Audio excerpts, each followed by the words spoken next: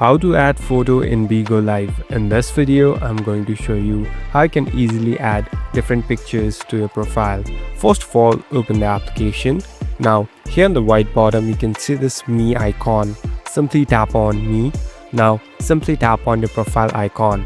Now, here on the right top, tap on this edit button. Now we're this profile interface. So this is the place where you can customize your profile.